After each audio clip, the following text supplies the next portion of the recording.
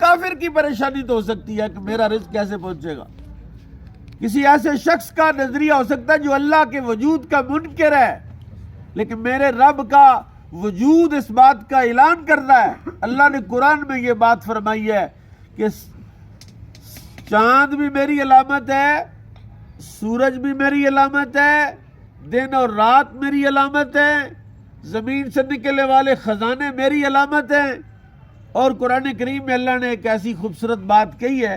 آج کل لوگ 10 روپے سے بندہ مار دیتے ہیں، زیور سے لڑائی ہو جاتی ہے، ایک مرلے سے بندے قتل ہو جاتے ہیں، ایک اینٹ آگے پیچھے کرنے سے جناب لوگوں کو پتہ نہیں کیا ہو جاتا ہے.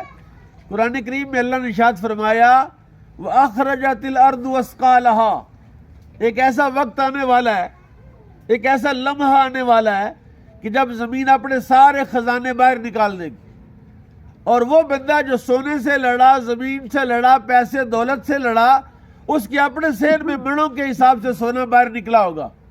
اب وہ پیٹے گا کہ ہائے افسوس، میں نے اپنے بھائی کو صرف 1 لاکھ روپے کے لیے مار دیا، میں نے اپنے رشتے ناتے سارے 1 کروڑ روپے کے لیے تباہ و برباد کر دیے. یہاں تو کروڑوں اربوں روپیہ میرے سامنے پڑا ہوا ہے. تو وہ وقت ہے، اللہ تعالیٰ نے ہمیں غیب پر ایمان لانے کو حکم فرمایا. تقدیر نافذ ہے، اور پورے جاہ جلال کے ساتھ میرے رب کی تقدیر نافذ ہے، اور تقدیر کے تحت ہی سارا کچھ چل رہا ہے.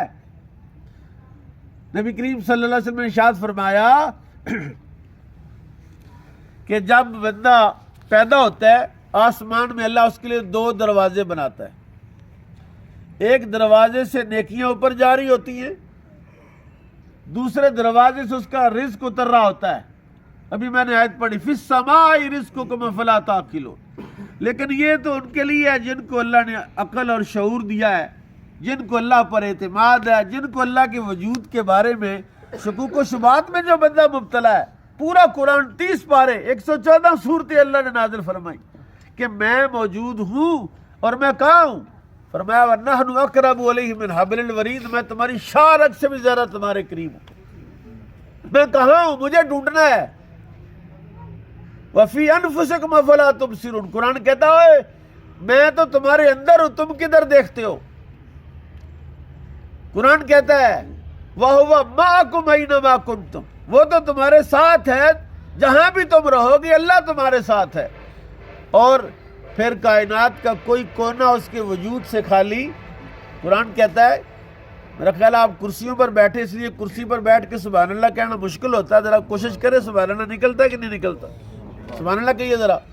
میں آپ کو ایک آیت سناتا ہوں، قرآن سن کے سیکھا کریں، قرآن سن کے خوش ہوا کریں، بجائے اس کے کوئی مراسی کوئی بات کر رہا تو دیکھ اش اش کرتے واہ واہ کرتے ہیں. قرآن کی بات کر رہا ہوں، قرآن سنا رہا ہوں.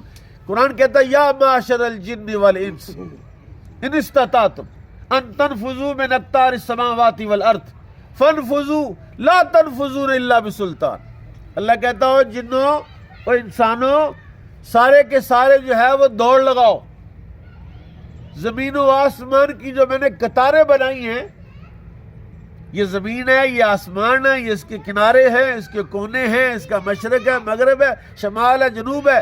ہمارے لیے تو 6 جہات ہیں، اوپر نیچے آگے پیچھے دائیں بائیں. یہ 6 جہتوں کے اندر میرا رب کہتا ہے تم جدھر کو مرضی جاؤ، جہاں بھی فانفذوا لا تنفذون الا بسلطان، جہاں بھی جاؤ گے مجھے وہاں موجود پاؤ گے. کہتے ہیں اپولو 11 گیا تھا، وہ چاند پر پہلا بندہ اترا تو وہاں بھی اسے اذان کی آواز آ رہی تھی. اس کو تو اذان کی آواز آتی ہے، لیکن ہمیں اذان کی آواز، کبھی آپ سکول جائیں نا، وہاں بریک ہوتی ہے، ریسیس ٹائم ہوتا ہے، گھنٹی بجتی ہے، بچے کلاسوں سے نکل کے میدان میں کھیلنا شروع کر دیتے، اور آدھے گھنٹے کا یا پونے گھنٹے کا وہ ٹائم ہوتا ہے. اس کے بعد دوبارہ بیل ہوتی ہے. جب دوبارہ بیل ہوتی ہے تو بچے کدھر جاتے ہیں؟ میدان میں کون رہتا ہے؟ کچھ بچے ایسے آ جاتے ہیں جو اسکول میں کلاس میں داخل نہیں ہوتے. تو جب بیل ہوتی ہے تو سارے اپنی کلاسوں میں، اور باہر کون رہ جاتا ہے؟ جو داخل نہیں ہے. تو اس کا مطلب ہے اذان ایک بیل ہے، ایک اعلان ہے. تو جو تو داخل ہیں وہ تو دوڑ کے اندر چلے گئے مسجد میں، اور جو داخل نہیں ہے وہ باہر بیٹھے ہوئے۔ میں دکھ سے یہ بات کہنے لگا ہوں آپ کو کہ جس دن یہ ہماری بہن کا جنازہ تھا، میں نے جنازہ پڑھایا تو عصر کی نماز کا ٹائم تھا، 8 10 15 بندے سین میں کھڑے تھے، سین میں نے کہا یار اور وضو تو سب کا ہے، ظاہر ہے نماز جنازہ پڑھی ہے، میں نے کہا میں جماعت کرانے لگا ہوں۔ صرف 3 بندے میرے ساتھ پیچھے کھڑے تھے، وہ جو بندے کھڑے تھے نا بڑے بڑے بندے تھے، میں شہر کی جانتا ہوں ان کو، وہ کھس کلہ زینہ ہو گئے، وہ اس جنازگاہ کے سین سے ہی نکل گئے۔ وہ نماز نہیں اللہ کے بندو تم پڑھتے، تم اللہ پر ایمان رکھتے ہو، جب رزق چاہیے تو اللہ سے مانگتے ہو، اولاد چاہیے تو اللہ سے مانگتے ہو، صحت چاہیے تو اللہ سے مانگتے ہو، اور اس کی مانتے ایک بھی نہیں، اور چاہتے ہی ہو کہ سب کچھ ہمارے لیے ایسے من و سلوہ۔ قرآن نے کہا ہے وَظَلَّلْنَا عَلَيْكُمُ الْغَمَامَ وَأَنزَلْنَا عَلَيْكُمُ الْمَنَّ، ایک ایسی قوم بھی گزری ہے جن کے اوپر بادل سایہ کرتے تھے اور ان کے لیے من و سلوہ اترتا تھا۔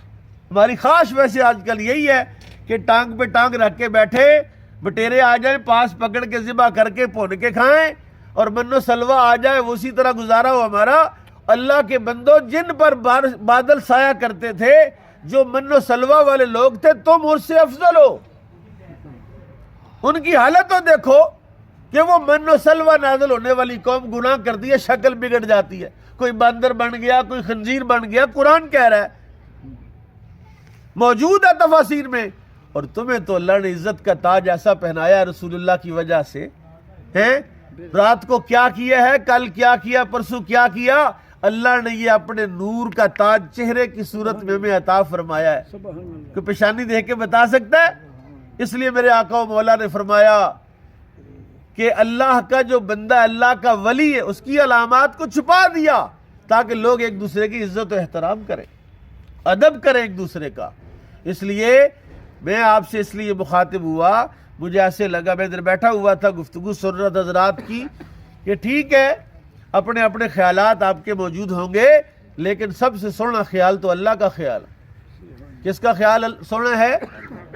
بولیے اللہ کا نام لیجئے، بولیے اللہ۔ اس طرح نہیں نا، میرے آقا و مولا نے فرمایا صلی اللہ علیہ وسلم، اس طرح اللہ کا نام لوگ تمہیں دیوانہ کہے، بولیے اللہ اللہ۔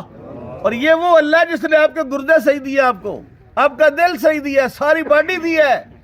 اور قرآن کریم میں ارشاد فرمایا وَإِن تَعُدُّوا نِعْمَتَ اللَّهِ لَا تُحْصُوهَا، اگر تم میرے رب کی نعمتیں گننا لگو تو گن سکتے۔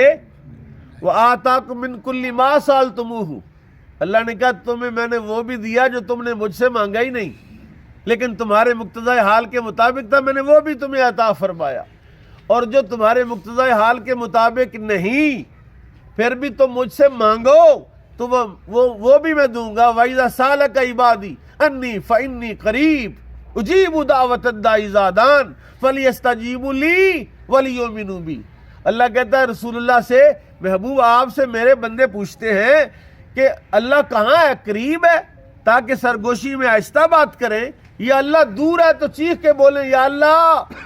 تو میں فرمایا ان کو بتاؤ انی فإنی قریب، میں تو بالکل قریب ہوں، اجیب دعوت الداعی اذا دعان، مجھ سے دعا مانگو، جب بھی مجھ سے کوئی دعا مانگتا ہے میں اس کی دعا کو قبول کرتا ہوں۔